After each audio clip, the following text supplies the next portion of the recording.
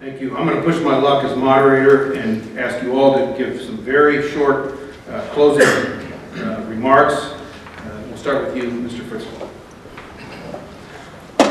When I was 10, I don't ramble on too much, I had a paper route, and I delivered it, a local paper, a weekly paper, on foot, up and down hills. The grade school and high school, I hung ad flyers on residential doors, assembled boxes, and stripped the thorns off roses for florists, and worked at Baskin Robbins.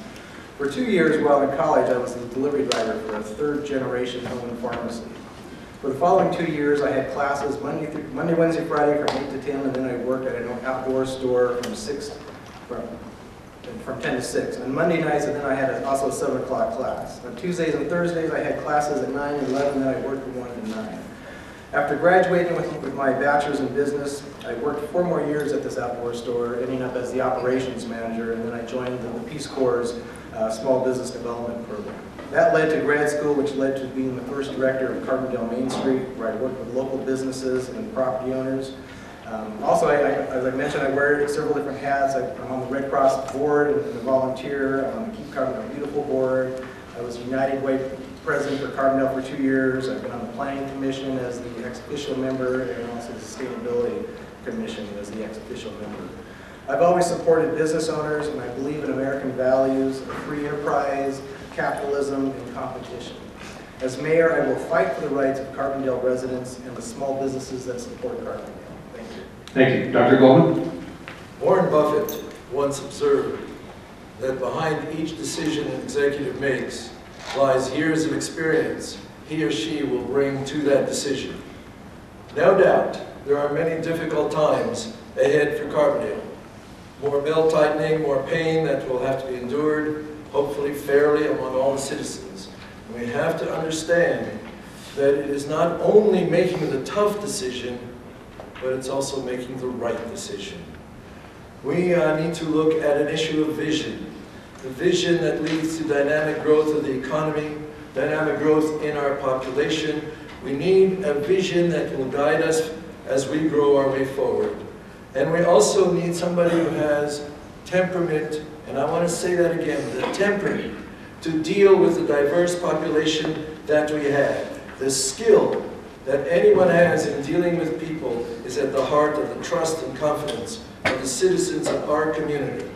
And finally, I do believe very strongly that the commitment we make to this office as mayor is a very important one. While the mayor establishes the organization that will function and carry out the duties of the city, the mayor has to be available at all times. That doesn't mean the mayor has to be in office all the time, but certainly to be available. And I want to repeat, Carbondale may not need a full-time mayor, but Carbondale needs a mayor who's easily available full-time. I've lived in Carbondale for 30 years. My family has grown up here. I've been an integral part of this city. I love this city. I want to help all of our citizens live in a better future. And let me underscore, that's why I want to be mayor of Carbondale. Thank you. Mr. Haynes? Thank you. First off, I want to thank the Chamber for giving us this event this afternoon. I think it's been an enlightening perspective on each one of our different styles of management and the potential that you have for the next mayor of the city of Carbondale. I'd like to thank my fellow candidates, all who have been a pleasure to be part of this process as we go along for the 2011 campaign. I hope that individuals in the room and individuals watching us on TV, and we'll get out the opportunity to look at the differences that are out there for each one of the candidates, but also look at our common goal and what we all truly believe in, and that's in a Carbondale who has a future, a bright future, one that we all believe in through our own perspective, one that we think will prosper and will be the center of the Southern Illinois region, can be the center of the Southern Illinois region, is the center of the Southern Illinois region. If you look at, I think that my website and what I have proposed on it, and a lot of the things that we've talked about this evening will give you the difference between Stephen Haynes and the other 3 candidates that are running for the mayor's position. The mayor has to be the leader of the city council and the city government, as even if it only looks to be that way. Correct, we do have a city manager form of government, and he takes care of the day-to-day operations. However, the mayor will be the head of the city council, will direct the meetings, will have collaboration and honest, truthful discussion with the fellow council members, and we'll be able to bring together a concise group of individuals on an everyday basis to vote upon things that will lead the city manager and the city staff in the next direction. I believe I have those qualities. I believe I have those traits, and I want to show them to you and to all the citizens of Carbondale. And with that, I thank you again for having us here this evening, this afternoon. Thank you for the meal. Thank you, Mr. Yepsen, for your involvement, and appreciate it. Thank you. Mr. Mayoral. It's the story of my life to be the last. As a child growing up, I was always the shortest, and you always knew where you were in the line. You're the last guy on the line.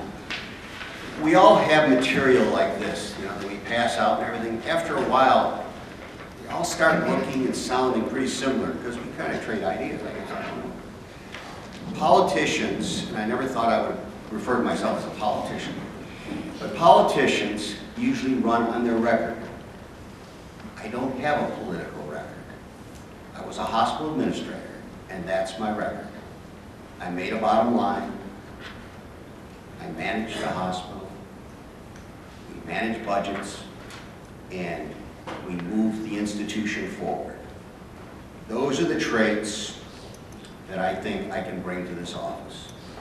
And I think if you look at the four individuals at this table, it's fairly easy to contrast the four of us and figure out where we each fit and which one you would want. Because we're very, very different in our approaches, our background, and what we bring to the table. Now you, those of you that vote, that is, a whole bunch of you don't, just came here to eat. Those of you that vote can make that decision. Thank you very much. Thank you. Let's have a big round of applause.